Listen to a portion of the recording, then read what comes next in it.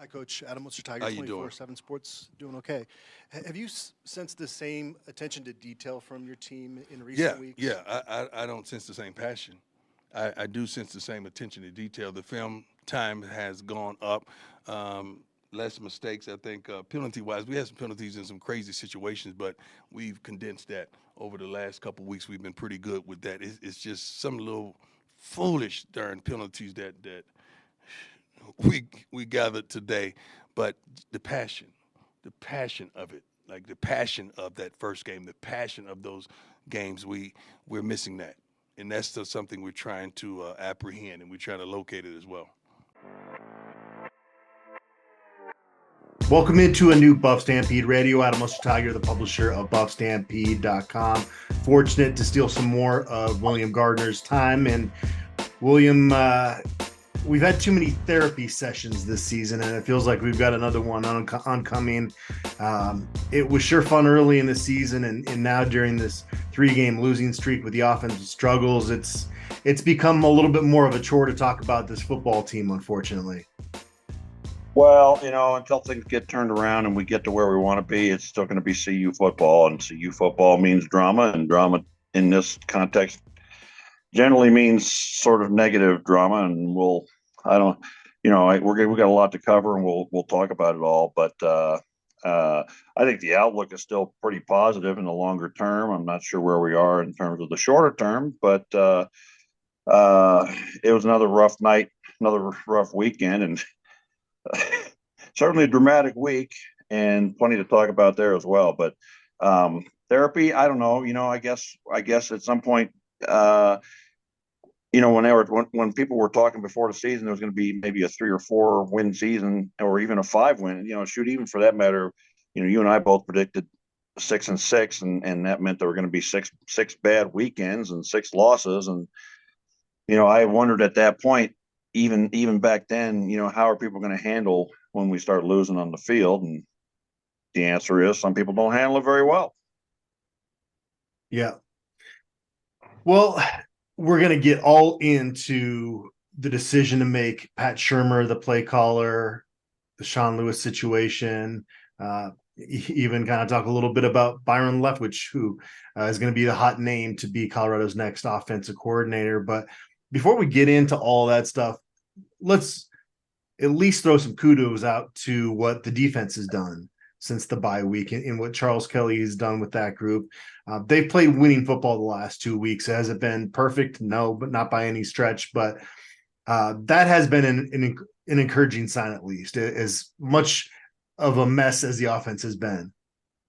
Yeah, and I think that people that are looking for the positive future of the Coach Prime era at CU, you look at the defense and you look at what Coach Kelly and his coaching staff have done.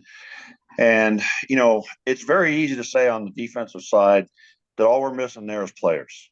I think that's the case, although I think, some of those players are coming along. I mean, Amari McNeil continues to impress me. He impressed me Saturday night. Jordan Dominic kind of disappeared on the pass rush, but then the secondary really showed back up in a big way. And, that one thing, Oregon State impressed me as much as any team I've seen play the Buffs this season. They're very disciplined. They're very big. They're very physical. And that's a good offensive line. That may be the best offensive line we'll see all year. And our defensive line, I'm not saying we handled them, but we stood up toe to toe. We didn't get pushed around. We didn't get moved, and we did a damn good job. So I think the future of what we see on defense, and I think that defensive coaching staff is very solid. I don't know. From what I've seen so far, we look like a well-coached, disciplined defense. We make some errors, and we need some more talent up there. But that's certainly the bright side. The full half of the cup, I guess.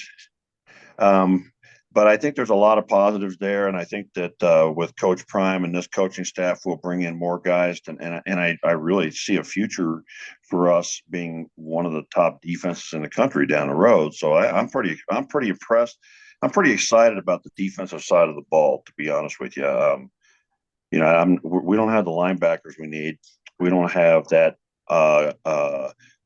one pass rusher that we can count on yet. So we still need some bodies over there, but the coaching and the play calling, I think, is pretty solid. Today's episode is brought to us by Macaulay Capital Fractional CFO Services. Is your business looking for financial guidance and support but not yet big enough to hire a full-time CFO? Well, we have a solution for you. Hiring a fractional CFO who can work with your business on a part-time basis. You get the benefit of having a seasoned financial expert on your team without the commitment or expense of a full-time hire. And here's the best part. It's likely that a partnership with Macaulay Capital will be a win-win situation, meaning that your business will make more money from the guidance of a fractional CFO than the total cost of partnering with us. For more information or to set up a meeting, please visit MacaulayCapital.com. That's MCCAULEY Capital.com. All right, over to offense. Let me add one thing to that. I know that for the last 2 weeks, a lot of people on the board said, well, we're going to get bullied and pushed around and knocked around. They're going to run right at us. And you know what? It didn't happen. So I think people need to give credit to that front seven. It's not just a secondary, but that front seven has played really. And I was watching carefully, and we held our own against that big, solid offensive line. So I think there's very positive things going on there. And I think, here's a segue for you, I guess. You look at how the defensive line has improved as the year goes on. You see the value of a coach like Sal Sunseri. Okay, we got to get that guy on the offensive line because we're going to flip over there, and it's shocking to me to see the decline of that offensive line. They are not as good as they were to begin the season, and they get worse every week. So let's segue over. We'll start talking about it. Well, let's first start with the play calling situation. And we don't know all of the details that have transpired between Coach Prime, Sean Lewis, Shedeur Sanders, the first 10 weeks of this season. But what we do know is that it wasn't meshing well. Like you said, in going specifically to the O-line in this example, it's not getting better. In fact, it's getting worse. And so I sat there for a minute and I really thought about my feelings towards this decision when it went down on Friday. And then Matt Smith and I did an emergency pod, and it was kind of my end result of it after kind of letting it marinate was that if it's clear this isn't meshing and it's not going to work long term, I'm okay with it. Now, I don't think Pat Shurmur should be your offense coordinator going forward unless something miraculous happens here the next 3 weeks. And it's not all on the play calling. We'll get into that too. But it was a long break between the time that he was a college coach. 25 years passed. And it's been a long time that he's been out of the game. And I want to see somebody younger. Now that would lead into a discussion we're going to have more about Byron Leftwich. But I didn't have a big problem with it, but also understanding that I don't know everything that's happened behind closed doors in that Champion Center. Yeah, I think there's a lot of question marks that we don't have, questions that we don't have the answers to in terms of how that ultimately the relationship, and I'm talking about a three-way relationship here between Coach Prime and Sean Lewis and Shedeur Sanders, that broke down. And we don't know what, we're not privy to what happened in offices. We're not privy to what happened in the locker rooms and in meetings and what happened. But the bottom line is that the three men, obviously Coach Prime and Shedeur are going to be fine, but those three with Sean Lewis, it's just not working. I think that to just wait till the end of the season, to me, I don't know. I guess there's an argument to be had either way, but I believe that if you're not going to. It appears clear to me that this relationship is not going to be fixed. I'll put that out there as my comment. I'm not. I can't put that. I can't put quotes on it or anything like that. But if the relationship's not going to work and it's not going to be fixed, then let's make a move and do something to try to salvage this season. That to me makes a lot of sense. Shurmur's not the answer at the coordinator position, and he will not be the coordinator, I would be confident in saying. But to finish out the season, at least we've got a professional person up there. Somebody needs to work with this offensive line beyond Bill O'Boyle, because I don't know what the hell's happened there, but they get worse every week. And I don't know if just the confidence is shot, but But, I'm watching Lichtenhand on Saturday night. He's not the same guy he was even 2 or 3 weeks ago. And I don't really understand what's going on there to make that happen. So given the circumstances and to finish out the season, I don't have a problem. I don't really know I don't know who's where on the hierarchy now, or who's the actual coordinator, who's calling the plays, but I don't have a problem with doing something to finish out the season. Yeah, based on what I had heard in recent weeks, the decision to make Pat Shermer the play caller didn't surprise me. But man, if you go back to the summer or go back to even right after the TCU game, it's pretty shocking what's happened with the offense, because I really did think Sean Lewis was a home run offensive coordinator hire. I mean, it was one of maybe the most lauded assistant coach hire in the entire country this year. And I really thought that was going to be a match made in heaven. We heard Shedeur Sanders talk about how he would stay up late at night to watch Sean Lewis's previous offenses, not just at Kent State. He was really going back into the archives and really trying to master this. And early in the season, it looked like it was going to be a really good marriage. And man, I wish I could put my finger on exactly what went wrong. And maybe that's part of the problem is they can't put their finger on it. So it's to the point now where they just don't want to keep trying to jam a square peg through a round hole. Well, I think one of the problems is he's not running a Sean Lewis offense. I mean, or at least not any version of it that you can find in his prior stops as an offensive coordinator. Whatever he was doing at Kent State is not what he's doing now. And I don't know why that is, and I don't know if that's the source of the frustration. But if Shadeur's up watching all the video of his former teams running this offense, and now he's not running that offense, I would be kind of frustrated by that. If I prepared, and then the guy's calling something entirely different. The other thing that is kind of surprising, and I don't think people are going to miss this. I mean, Sean Lewis is going to get another job, but this takes the shine off of him, because what's very clear and apparent is he cannot adjust. He cannot adjust. He has not changed his offense one iota since the first play against TCU, when it's become very clear. And I don't know what his freaking problem is, but once again, on Saturday night, we had 11 runs to the running backs. They should all be fired. I mean, what the heck? Okay, I'm not saying everybody should be fired, but what I'm saying is that's coaching malpractice. They're not running the ball to the running backs, and it works. And our two bigger running backs are averaging +4+ yards a carry. And I don't know, do the math, man. You get 4 yards every carry, you get a first down every time, and you boot the ball and you score. And yet they don't run the damn ball. So to me, the shine is off Sean Lewis. I wouldn't hire that guy to coach a little league offense, to be quite frankly honest with you, because he can't adjust. I don't know. He brought this offensive line coach who's turned this offensive line into a sieve. So I don't know, man. I mean, it is kind of shocking how far it's fallen. How good this offense was. People say, well, how would you demote an offensive coordinator who's averaging 32 points a game? Well, he's not averaging 32 points a game anymore. So you got to look at what you've got now. I don't know what's happened in those offensive meeting rooms, but something has really come apart. And I think there's no way to sugarcoat this. This is a bad thing and a bad development, and something has gone very wrong. And it's going to test Coach Prime as a head coach, and he's going to have to learn from it and adapt and make some changes. And one tiny little thing that's bumped that scoring average up even a little bit higher than what it probably should be is the fact that they've been in 2 double overtime games. Right. The CSU games, they put up a lot of points in those 2 extra periods. So that kind of added on to that total a little bit. But you're right. Yeah.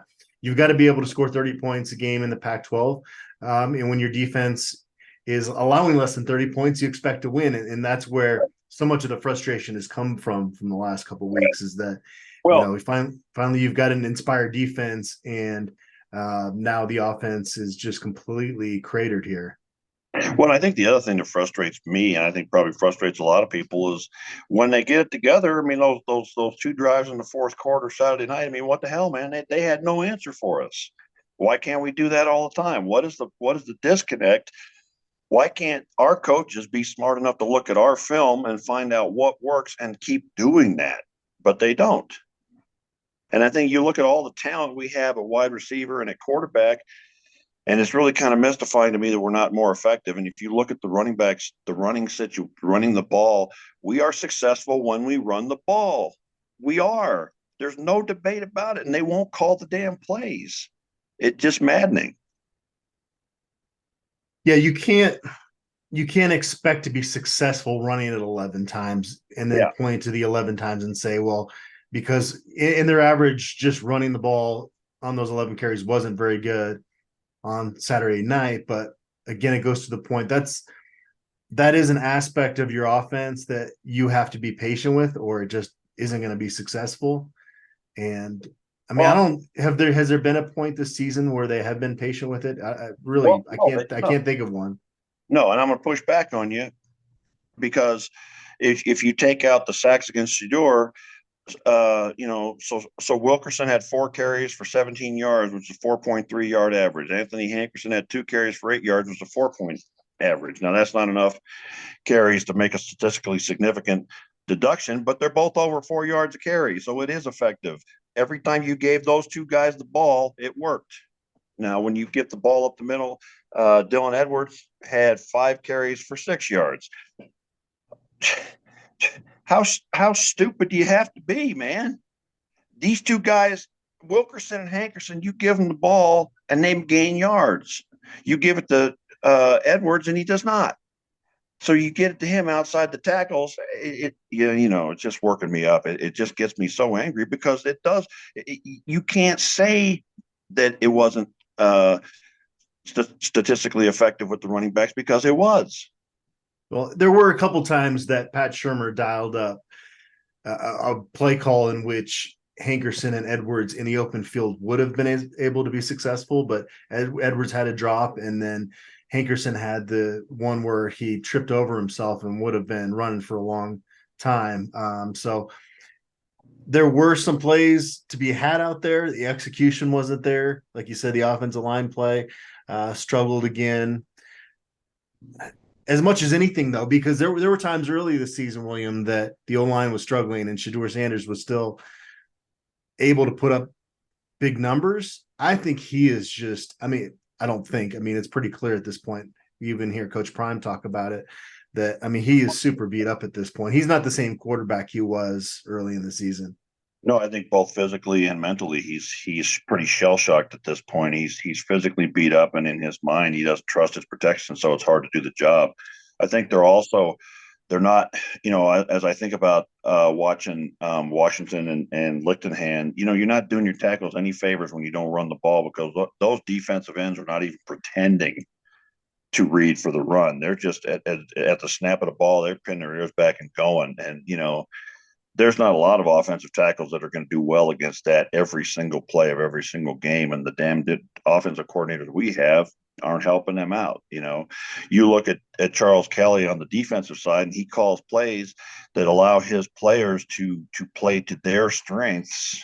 And he makes the most out of what he has. And on the offensive side, our coaches take whatever we have. And, I don't know, at some positions, it's pretty darn good. And they don't play to those strengths at all. So it's just frustrating to me. People can say whatever they want. This offensive thing is not a talent thing. It's a coaching thing. Well, yeah, it's not a black or white thing, right? There's a lot of things that are adding to some of these issues. Well, if you think you're going to go in and bring in 5 All-American offensive linemen, first of all, that's not going to happen. And secondly, is it going to make a difference? Not with what's going on right now. It's not. Well, yeah, I would imagine, going to have a new offensive line coach in 2024, right? What do you want to see out of that person? You mentioned Sal Stanzeri, so you're looking for competence. Is that too blunt? Am I being too blunt or too making fun of it? Just competence, man. It'd be nice to see an offensive line coach be competent and watch his players get better from week to week instead of getting worse from week to week. I don't have a context for it, man, because I've never had an offensive lineman I coach get worse. So I don't know what they're doing. I just don't understand, and I've never understood what does a coach do? Now, with Fat Rodrigue, he didn't show up half the time, so I get that. But when you're out there practicing every day and the guys get worse, I don't know what you're doing to make that happen. So look, I want that Oregon State offensive line, man. Is that asking too much? Those are not 5-star and 4-star guys. They're not. They're all 3-star guys. They're all run-of-the-mill average guys. And they turned them into world beaters because they're good at their damn job. There is a big difference between competence and Oregon State's offensive line. Not really. Come on. I mean, Oregon State has the best offensive line in the Pac-12, maybe in the country. Competence, I think, is kind of what we saw from Colorado's offensive line, maybe in 2016. We saw it from them. We definitely saw it from them in 19 under Kavlovich, maybe a step above competent. That group was pretty solid. There have been competent groups that have still gotten some criticism, but they've at least put the offense in a position to where in most situations it can be successful. And a lot of times with Colorado, it's been the quarterback play. Now you got the quarterback and you got the O-line issues. What do you think? What do you think that offensive line coach is doing up there? I mean, to me, when you have a competent offensive line coach and he teaches them what to do and they know their assignments and they know the techniques and everything else, then that's what you get. Well, I think it is needing a coach with more Power 5 experience coaching the offensive line. But I also do think it is a talent issue to a certain degree. Now, I do think Van Wells, Jared. Who do they have? Who do they have that coming out of wherever they came from was any more highly recruited than what we have? Well, that's on the offensive line coach to evaluate that recruit, right? And develop them, right? Yeah. So there is a talent component there. Like, you can't tell me that Colorado has better than average talent on their offensive line when you look at their starting guards this season. Well, I can say that they have enough talent on that offensive line to have a competent offensive line. And I'll stand by it, and I'll repeat it, and I'll say it, and I'll put my name on it. There's enough talent there to have a competent offensive line if there's a good offensive line coach and a competent offensive coordinator who calls plays to help them out. Is there enough talent on there? I think there's enough talent. It's a complicated question because they all came together this year. But I think if this had been a more tradition, if we had all these guys on the offensive line and that offensive line coach at Oregon State had been coaching them for 3 years, yeah, it'd be as good as Oregon State's offensive line. Okay, yeah, you got the look on your face, and you're saying, okay, I don't give a damn if anybody believes me or not. I'm telling you. We've had the conversation before, but I do think offensive line and quarterback are the two toughest positions to evaluate coming out of high school. I do think that you can recruit 3-star offensive linemen and have a really darn good offensive line. Yeah, it does come down to the coach, but it's not the star rankings that I'm talking about. It's the evaluation component that is tough, I think, for somebody like Bill O'Boyle coming from the ranks where he coached for so long, because it does take a different type of athlete to go against those UCLA pass rushers they went against out at the Rose Bowl. I mean, those guys, quite a few of them are going to be playing in the NFL. And so if your experience it's coaching Missouri Valley type guys, you don't have that experience to know the type of athleticism and talent that it takes to excel at the Pac-12 level when you're recruiting right off the bat. And so I do think they missed more on the offensive linemen that they brought in this past offseason than when you look to the defensive line and you look at guys that, Leonard Payne Jr. isn't going to be all conference this year. Amari McNeil's not going to be all conference, but they're more than competent to steal your word that you use. And so I think the evaluation was better on that side of the ball. So that's kind of where I'm saying, I'm not saying you're wrong in the sense that this can't be a competent offensive line. I'm just saying when you look to the future, they need to upgrade the talent there. I don't think you can go in this offseason thinking that we've got the pieces to be successful. We just need to get the right coach. I think you need to get a new coach, and I also think you need to upgrade the talent. And there are guys that even Coach Prime said this after the UCLA game that with some seasoning that are going to be pretty good. I do think there are good offensive linemen in this program. But yeah, no, I think Well, it is the coaching component, but also the coaching component tied into the evaluation piece of it.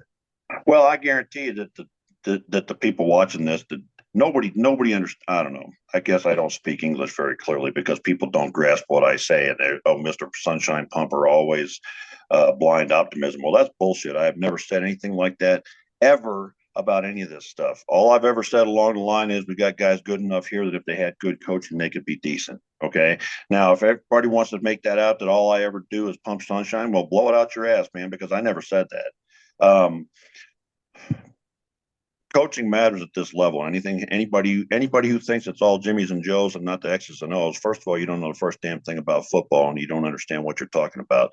Yeah, I absolutely agree with you. We need to bring in some better guys up front on offense. Quite frankly, the ones they brought in this year, regardless of what their talent is, they've been wrecked and they've been ruined.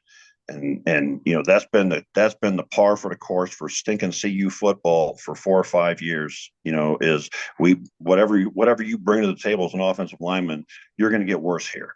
I wouldn't send my kid to play offensive line at this school if you paid me. Well, I guess you do pay them, but the bottom line is until somebody gets serious about hiring an offensive line coach at this school who's not a clown, who's not a career Division II guy or fricking selling sleds out of a used car dealership or something like that, then we're going to have this kind of offensive line. But it takes coaching and it does take talent. But if they, let's move on because I'm just done talking about it. Everybody's going to say what they're going to say, and nobody listens. Well, I would say look into the future. Do you have faith that Coach Prime is going to hire the right guy for that job going forward? And if the answer is yes, then it stinks right now and it's not fun, but it's not hopeless for the future, right? Well, I don't know, man. I got more question marks about Coach Prime right now than I did 8 weeks ago, but do I think he will go out and hire better coaches on the offensive side? Yes, I think he will. He went out and he got a first-rate coaching staff. I think he's got to have to move on. Well, I think he's hired a pretty darn good coaching staff on the defensive side, and I think they're going to bring in players and they're going to turn them into players. I know Sal's Sinceri's towards the end of his career, so I don't know if he's got another year or two in him. But we need to bring in a competent offensive coordinator. We need to bring in with him a really great offensive line coach. We need to go out and we need to spend the money. The hell with the NIL. There ain't no point spending NIL on offensive linemen until you spend the money to get one of the best offensive line coaches in the country. And we need to go out there and just steal somebody away from somebody who's got a first-rate Power 5 offensive line. And then we need to bring in the players. We need to make that happen soon because we need to have somebody who can get on board and tell guys like Seaton that you're going to have a good offensive line coach and you're not going to come into a crap show like we've got right now. Yeah, and I'm not trying to set you off on another rant here, but I would say one area I do really strongly agree with you is that right up there with the coordinators, your O-line coach and how good he is so indicative of your team's success, your ceiling, what your floor looks like. And so very, very important decisions for the future of this program that are going to be made. And I do agree with you that you can coach guys up. I also see some misses in the recruiting realm that aren't as prevalent when you look to the defensive line, to where even the guys that aren't stars are still, pretty darn competent players at this level. But I've been saying this for weeks, and I've been saying from day one, I said about Bill O'Boyle, it concerned me that he had never been at this level. I've been saying that, and if anybody didn't hear it, well, go back, because I've been saying it all along. I had concerns whether he would understand exactly what it requires, talent and size-wise, at this level, because he's never been at this level, and he spent most of his career at a much lower level. And the one move that concerned me the most was when he brought in Jack Bailey, because just looking at the guy, I could tell he's not that big. He's not big enough. And tough guy or not, want to have it or not, hell, I'm a tough guy too, but I can't play offensive line at the Power 5 level, and that to me was the first hint that maybe we got a problem here. And then, I think Beebe's a reasonable guy to bring in, not necessarily as a starter, but we needed other options at guard that didn't develop, and we brought in. I don't have the list up there, but 9 or 10 guys, and they're all none of them are any good. Washington, I guess. Brown, we don't know because the NCAA kicked him out, but so far the evaluation process, and I have to assume it was O'Boyle that evaluated and picked them all, was worthless. So, yeah, we need an entirely new.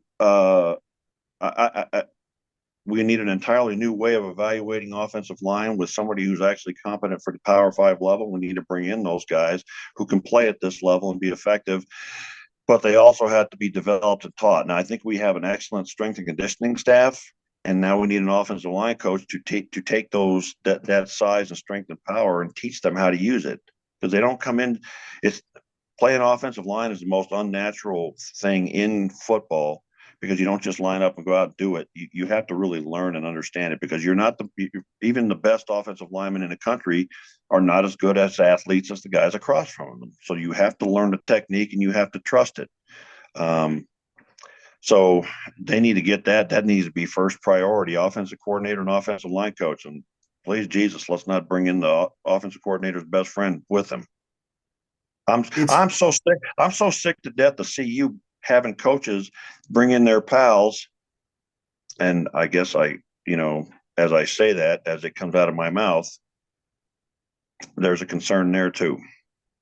If there was like a secret cloning lab on campus and they took Jordan Seaton in there on his visit and they could get 5 of those guys, goodness gracious, that is a big human being. Like,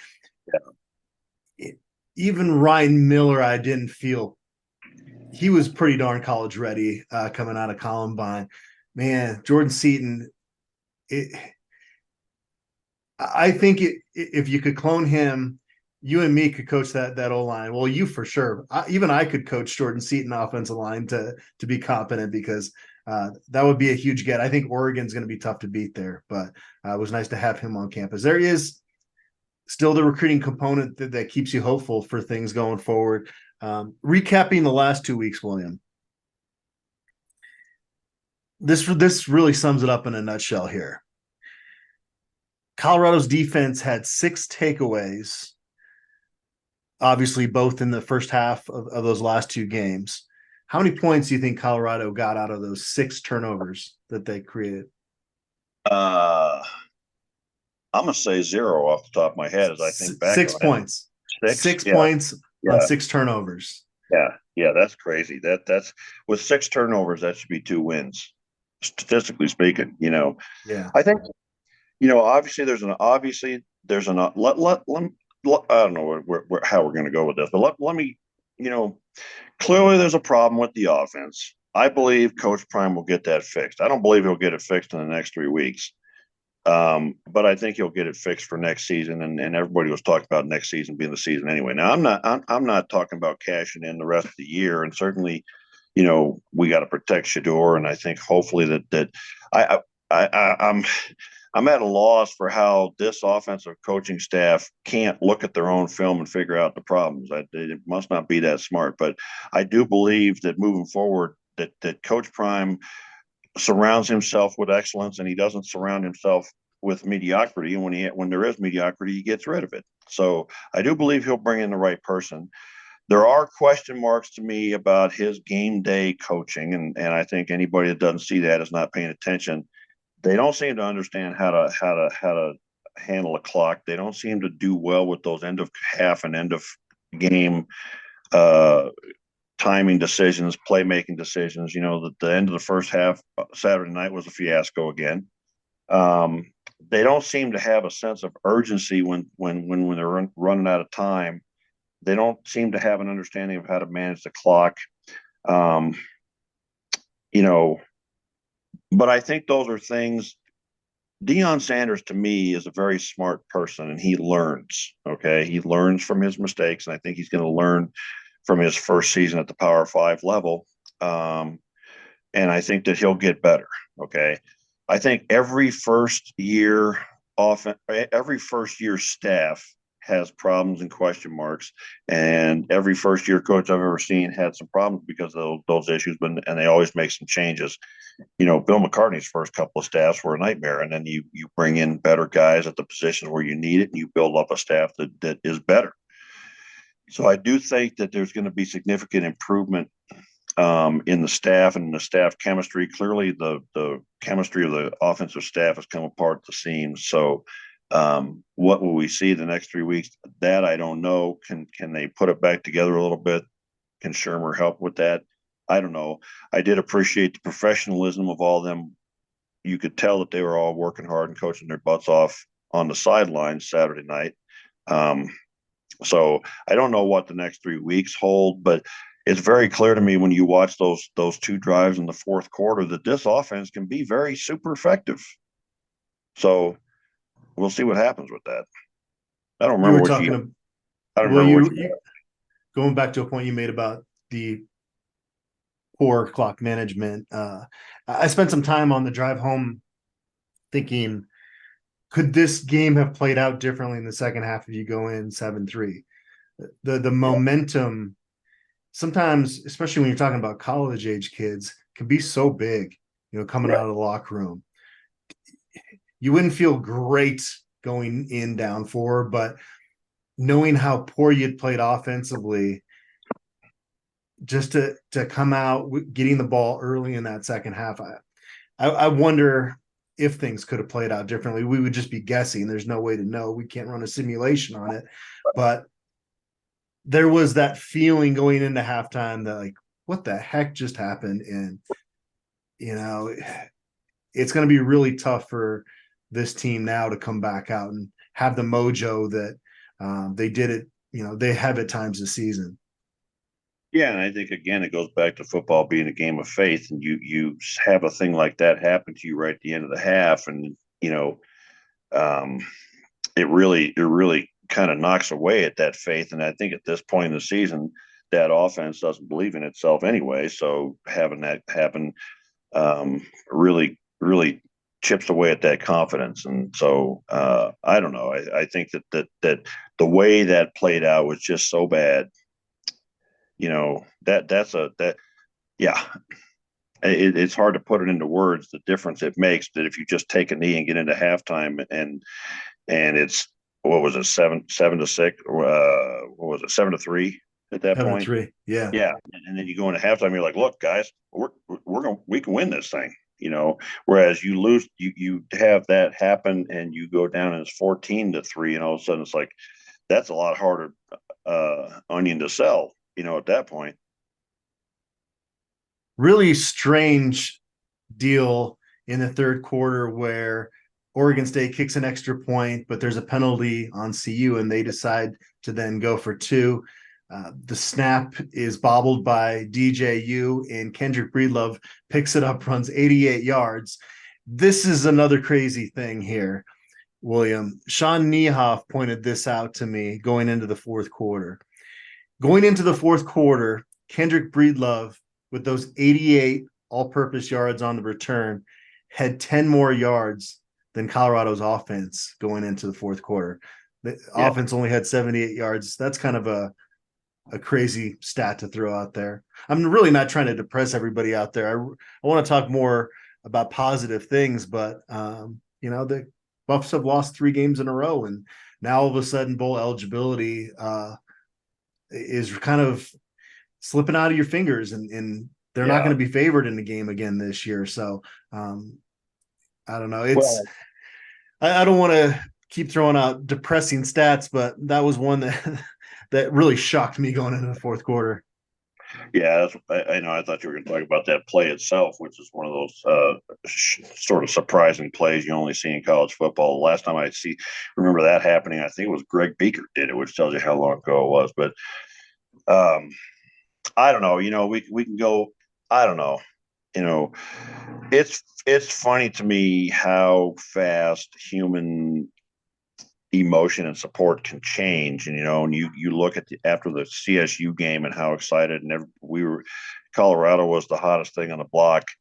And I remember thinking to myself, look, if we're 3-0 now and we wind up even 6-6, there can be some hard days, and a lot of these people are going to jump off that bandwagon and start being negative about it, And now the way it's played out with a lot of the drama that's involved in it, I think there are already some fools who are, I think there were always people who wanted Coach Prime to fail and who are now kind of gleeful going, hey, look, he's failing, but he's not. He really isn't. There is no argument to me that can be made that says that he's failing. I think he's having first year staff issues that are not uncommon. I think he's learning lessons, that he needed to learn. And I think there is a learning curve to moving up from the HBCU level to the Power 5 level, and he's learning. And it's not easy for all of us. It's not pretty, but I still think that we're in exactly the same positive position, that we were back in January or December when this all started. I don't think anybody thought we were going to. Well, I don't know. I think a lot of people thought a lot of things, and I think a lot of people thought even more things after a 3-0 start. But I don't think we're in any different position than we were all summer long. Except that clearly the Sean Lewis. That part of it was very surprising. Didn't see that coming. Yeah. Do you think these next 3 weeks matter a ton, or if you get the OC higher right, the O-line coach higher right going forward, that it doesn't really matter? I don't want to say bowl eligibility is an impossibility at this point, but you certainly can't expect that at this phase. I think they matter. I think it's important to get a win in there somewhere. I think that it's important that they keep fighting. They all keep having faith in Prime. Look, we can't do this again the way we did it last year. We can't wash out this whole team and start over again. Okay, we got these guys. Many of these guys that are on this team now have to keep the faith and stick around and come back next year. Okay, we can't do 80 guys again. So they have to have some success, and they all have to believe and buy in. But I don't know. By the same token, I was here in 83, I think, when we went 1-10, and at the end of the season, it was ugly, and people were backbiting and talking stuff about each other. And then the next season, we won. We went 7-4. So, is it the end of the world if we don't win anything on the way out? No. It just means that we got to make more improvements, I guess. I don't know, but I want to see continued improvement on the offense. I want to see continued improvement from the defense, and sooner or later, guys got to step up. I really liked seeing the level of talent of Travis Hunter and Xavier Weaver on that drive. It's really impressive. So let's find those guys. Amarian Miller or Cooper. Which one's off receiver? Miller's the receiver. Yeah. His one big catch showed tremendous athleticism. So let's start getting the ball more to those guys. And I don't know, let's see what we can do with these last 3 weeks. Washington State certainly got problems. So maybe we can steal a win there. But I think how they play will matter a great deal to them as they go into winter conditioning. So I don't know. I'm not sure. Yeah, I don't know how much it matters. Well, I can say that I'm excited that we've got a noon kickoff coming. We finally have afternoon football at Folsom Field. It's been such a turbulent season, just from the highs and the lows, and it's been pretty exhausting. At the same time, It's kind of crazy that senior day is already coming up this quick, Yeah, I think exhausting is a good word. There's been so much drama ever since December around this program, and I wonder if it'll ever get back to any sort of a normal level when you have Coach Prime as the head coach. But it's been a season that even when it was all going well, those first 3 weeks, it was kind of exhausting. Yeah, a lot of the drama though early on. You're talking. A lot of that was other coaches just running their mouth. It wasn't really on Colorado. I know Shiloh Sanders took a lot of flack for kind of pregame at Oregon and Trevor Woods at Autzen Stadium, but aside from that, most of the real drama was coming from other teams. Well, in terms of drama, I guess I also included, like, having all the, excitement and fun can be drama too. I guess I'm just, like having all the Saturday morning shows here in Boulder and everything else. There's just a lot going on, Well, I'd sign up for some more of that drama. Yeah. Sign me up for that. Yeah, for sure. Getting anything like that's going to be positive, but it's just been a kind of a, I don't know, it's like one of those long boxing matches, we're kind of getting a little punch drunk here at the end, I think. Yeah, I think so. William, I appreciate you. I know you, no one can question your passion for CU, and I hope no one takes umbrage with the fact that you're passionate about this. You should be. And we've done way too many of these negative podcasts over the years. And, that's why it was so fun early in the season. So hopefully we can get back to that soon, because those are a whole lot more fun than, drudging through negative stats and the like. Well, anybody that gets upset about somebody being look, if you're not passionate, you wouldn't be here doing this. I mean, we're not here because we're saving lives or anything. We're here because we enjoy it and it means something to us, right? And so, the whole point of these podcasts is to talk about something that we care about and that we're excited about, and that we're hoping to see better times about. And I think we ought to talk. I think we just need to keep repeating that things are going well in a larger sense. There's a macro and a micro, and the micro part's not that great right now, but the macro sense is still looking really good. Look at the guys we had on campus for visits this weekend, and we need to win some of those battles, and we need to win some of them on the offensive line, certainly, and the defensive line. But we really still have a bright future, I think, ahead of us, and people need to believe that. And I think people are going to get caught up in the negativity of the moment, and that's what you're going to hear about right now. And there's a lot of unknowns and question marks going on with that offense and that offensive staff. But you know what? We'll just wait and see and play it out. All right, William, I appreciate you. I got to take off here. I got to go do some things around the house. My poor family is probably ready for this football season to end, so I can be a little bit more attentive around the house. But like I said, I do appreciate you. I know these podcasts are not as fun as the ones we did early in the season, but thanks to you and thanks everybody out there for tuning in.